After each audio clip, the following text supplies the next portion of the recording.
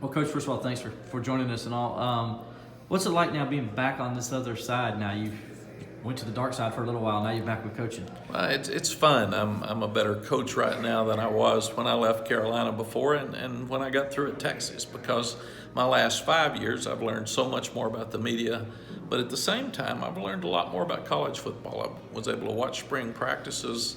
I was able to call games on Friday night for 3 years and then see a bunch of games every Saturday. So it's been fun to interview the coaches and interview the players and stay involved with the game, but more than anything else, to stay in touch.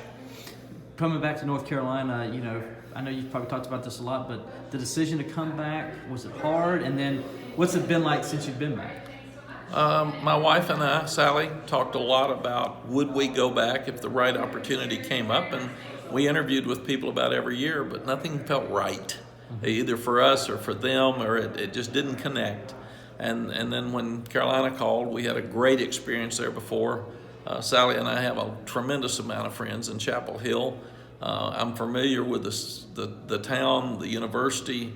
I'm familiar with the state for recruiting, so it just seemed like a no-brainer. If we were ever going to coach again, it was going to be at North Carolina, nowhere else. So we just felt like this was something that was supposed to happen. What's the difference now, between since not only the ACC from 1997 to the ACC now? What's different about the conference? I think the biggest difference is you have a clear-cut path to the national championship game. We have the best team in the country. Dabo Swinney's done a tremendous job. He's probably done the best job of coaching of anybody in the country. And Clemson last year was by far the best team in the country. So our job is to try to get so we can beat Clemson at one point, all of us in this league, because that's the standard. And it's not only the standard for this league, it's the standard for everybody in the country. So it's a clear-cut shot. When we were here before, I was here before, Florida State was the best team, and all of us were chasing them. But even if we beat Florida State and didn't win all the games, it still wasn't sure that we'd be in the playoff or national championship game. Now it is. Speaking of Dabo, you've got a relationship with them. What's the non-working relationship with Dabo, and then what's the working relationship with Dabo like? Well, first, I'm so proud for him and of him, and he's a good man with strong faith. He's done it right, and we were talking the other night. He's been there a long time now, and he's been consistently better every year, and now he's at a point where he's the best in the country, and it doesn't look like it's going anywhere the way he's recruiting.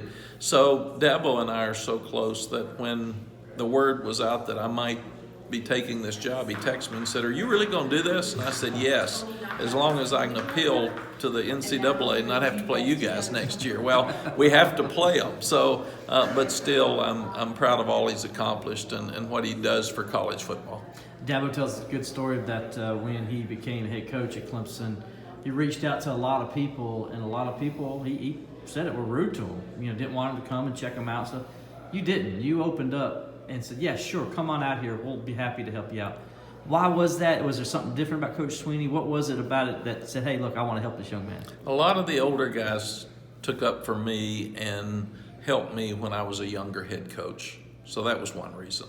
Another reason is I always really admired and was good friends with Coach Stallings, and Dabo was Coach Stallings' guy. So with Woodrow McCorvey, who handles all of his day-to-day operations, and Coach Stallings, two of my best friends, really loving Dabo and talking about how good a person he was, I thought it was a great compliment for him to come out and talk to us, and that's something I look back on with a smile. Today, the ACC spring meetings, what you guys were in there a long time. What kind of things were you going? Did y'all guys solve any problems? I know the transfer portal is a big topic. What were some of the things you guys were able to get around? There are a lot of different things that were talked about. The transfer portal is something that's new and unique, and everybody's looking at the possibilities of making that better as we move forward, especially managing your roster, your scholarship numbers. If you happen to lose a number of guys and you've signed your 25 and you can't sign anymore. So I think that's probably the biggest thing right now. But there's things like none of us want a young man taken off the field after he gets a targeting call. We think it's demeaning, and put him in the concussion protocol, but let him stay on the field. Let him be part of his teammates. It's tough enough for him to be taken out of the game, but don't stick him in a dressing room somewhere and make him feel like less a person. Okay, and I know that was one of the rules. They're also talking about a suspension of another whole game afterwards.